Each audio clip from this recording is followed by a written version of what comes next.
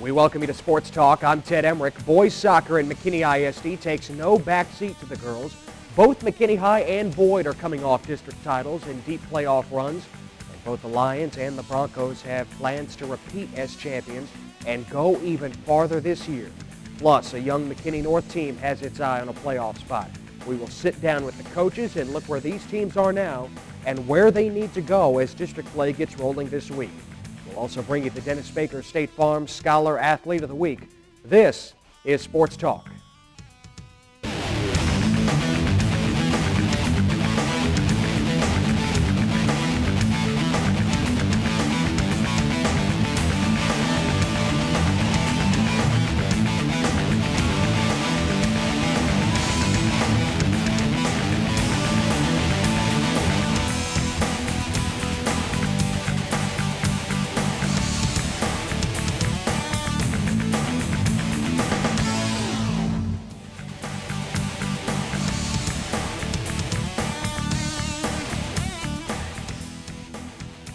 McKinney Boyd's first season under Coach Casey Osborn was an unmitigated success. It included the program's first ever district title, also a fourth-round playoff appearance, and the second season under Osborn has been a success as well. Casey joins us now, and your team has been in the top 20 of the ESPN national poll for most of this season, undefeated for a large portion of it, certainly state-ranked as well. What's it like for your team to have all this attention after a breakthrough season a year ago?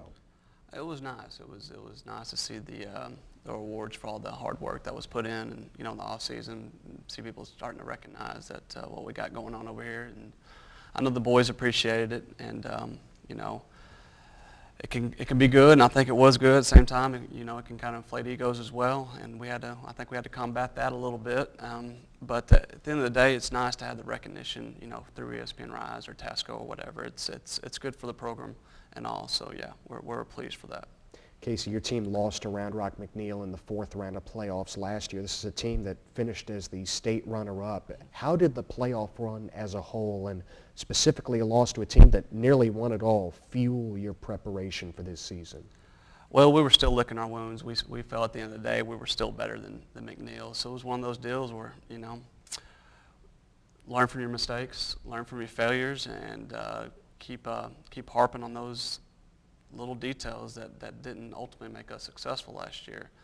And obviously those were reminded, daily in the off season about what has to be done to get over that hump. And it was also good in the fact that we realized how close we were to actually getting there. And and you ask our team or myself, and we felt like we should have been there. But at the end of the day, we just didn't get it done against McNeil. But it definitely opened the eyes of the team, and it made them believe even more, especially with our returning group, that we can make that run, if not better, again this year. So it was a great experience. Wish it had gone a little bit further, but hopefully it'll pay off for this year so we know what to do better. Your team blew away Lakeview 3-0 in the district opener on Friday. You had three different goal scorers, one of them Ryan Trainer, who leads your team with 5 goals so far this season. What have you liked most about Ryan this year? Ryan has really came out of his shell. He was kind of, last year he was just going through the motions. He'd blend in games, and this year he's become much more of a dynamic factor. He has, really good ball control. He can get forward well. 1v1 attacking is some of the best I've seen, and he's got a great shot, right and left foot. Serves the ball well.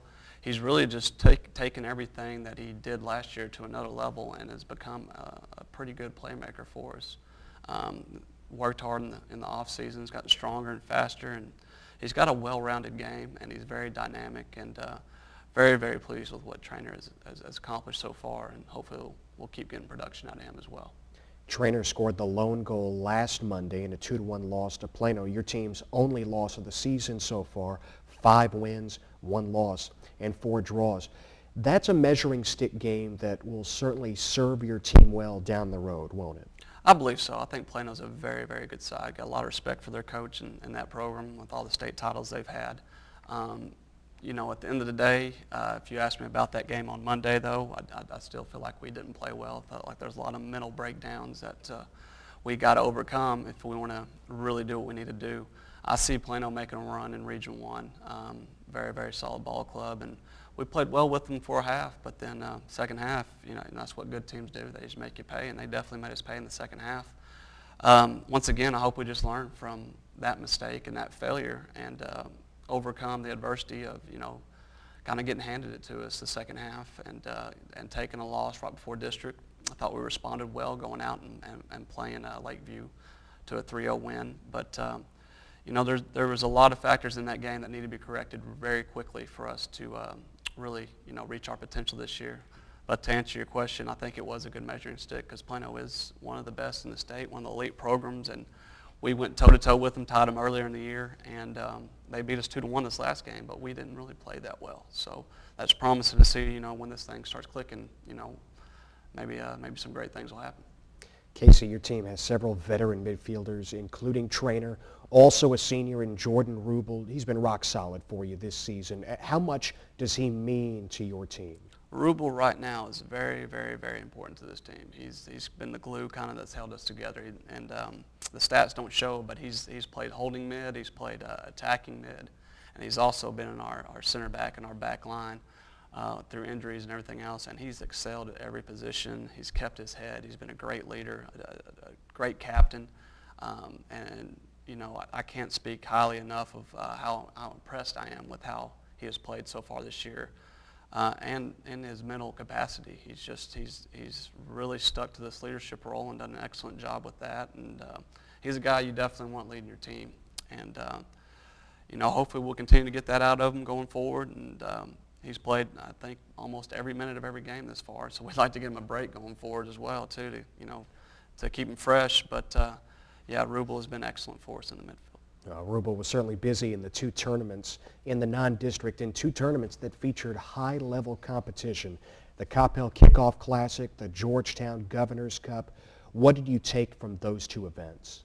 Well, we always do that here, and we want to go to the best, and we want to play the best in the preseason, regardless of our district, where, if it's strong or weak or whatever. We want to experience different regions the best, and so it was all part of the plan, is to go to the Coppell tournament, request tough games, and go to the Governor's Cup, where you actually are fortunate enough to sometimes make your schedule and to play those tough games. So it was a great January for us.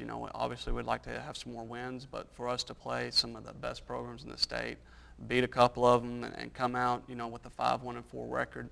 Obviously some of those 4 we would like to turn into wins, but at the end of the day, January was a success. We got a lot of good team bonding through those tournaments, came closer as a family, played well at times, played poorly at times, but everything that we saw, we know we can correct, and everything that we did, the end result is beneficial, I think, whether we lost or what not, because you got to take those lumps, and what better time to take those lumps in January against, stellar competition like we were facing, so. And in Georgetown, it had to be special to come up against Round Rock McNeil a year later after McNeil knocked your team out. You pay the Mavericks back with a 2-1 victory down there in Georgetown. And certainly it's a year later, different players on both sides, but it's still pretty sweet in the end, even though it doesn't completely avenge what happened last year in the postseason. Yeah, it's always nice to, to win, and to win against, one of the state finalist teams, and then, kind of the cherry on top to win against the state finalist team that knocked you out in the regional semifinals. So those 3 things definitely made it sweeter, but at the end of the day, it's still just January. So, as much as it meant that day, we'll see what it means, March and April, because I'm sure we'll have a chance to see them again, and that's when the really, redemption will set in if we can get that game. But yeah, it was a good win against a very solid team. So.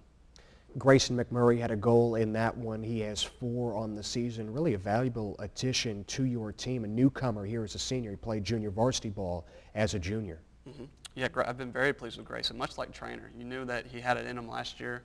He was hit with the injury bug really, really hard last year, so didn't get to see a whole lot out of him, but those little phases that we did see, you're like, that kid's got a ton of potential. And I tell you what, as soon as the season was over last year, we do a little mini tournament, and he immediately caught my eye, and pulled him in the office and say, this is what we see from you. We know your potential, sky's the limit, and he's done an excellent job this year of answering that call. And much like Trainer, just really elevated his game. Was a good player last year, but now is a true playmaker. coming up big on the stat board for us, but coming up big in big games and doing a great job up top for us and really coming into his own. Very pleased with his progress as well. On the back end, Casey, of William Wigginton, Dylan Farrell, who are linchpins of your defense, what do they do for you on the back end? William, he's solid, and Farrell, I once again just can't say enough good things about those two gentlemen. You know, much of this team is just a great group of guys, but to have that veteranship, I guess, back in the back line, and they're only juniors, so that's another promising thing. You know, they do a great job of leading that back line. Really easy to coach those guys because they're defensive guys. You know, I think last year we spent about 3 more weeks on defending than we did this year because, you know, of specifically those two guys getting in there, taking ownership, knowing what I want and knowing how to do what I want and knowing how to play the game the way it's supposed to be played in the back. You know, and just outstanding leadership, outstanding play from those two guys, and hoping that will progress. And a big surprise to them back there has been Jared Semank, who was a football player. He's playing that outside back, with who he's been a forward most of his career here at Boyd. And once again, injuries called. And we put Jared back there, and he's so athletic. So he really, I guess, blends in well with Hutt and Farrell and Clark and Benny or wherever it may be back there. Yeah, he's the starting place kicker and a wide receiver for Don Drake on the football team. Finally, at goalkeeper, Austin Butler, the senior, wins the job with his play in non-district. What do you need from Austin going forward? Austin needs to do exactly what he's been doing, just getting better each game, becoming more confident, becoming more vocal. He's a very good keeper, and the good thing is he doesn't know how good he is. You know what I'm saying? So hopefully he doesn't watch this. But he's very good, and that keeps him complacent, and that keeps him not complacent, but it keeps him hungry to improve, and he's doing that. And as he's doing that, he's becoming more comfortable in between the pipes and doing, you know, the extra things that separate a good keeper from a great keeper. Organizing the back line, coming off his line, reading plays well and angles well. And, you know, I think at least 2 of our goals this year have started with him having the ball and transitioning out for a counter. So he's doing a great job of distributing as well. Yeah, he did a very fine job in January to solidify his spot as our keep. 1-0 in district play so far, just getting rolling here. Obviously, by the way that you're talking, your team has goals that stretch way beyond district play this year. But what's it going to take as you focus on the district this year to repeat as champions? We're going to have to play well consistently, and that's kind of been the thorn in our side in January. We have played great at times, and we've played very, very poorly at times. Fortunately, the great has outweighed the good, and even the good has outweighed the bad. So what we have to do going forward is get everything clicking, and we did a good job on that on Friday. But make sure that we don't overlook anybody. Make sure that we bring the same mentality, the same focus, the same preparation to every game, whether we're playing a 1 seed or the 7th seed. And then just keep the execution of our system of play alive and well. And, you know, obviously we're going to need some breaks and health.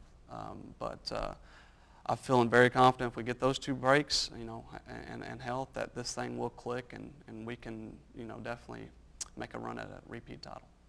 Casey, thanks so much for the time. Best of luck in the district season. Casey Osborn, head coach of the Boyd Broncos. They have Garland on Tuesday, Naaman Forrest on Friday. A few new faces in the lineup for Boyd, but it's the same goal, a district championship.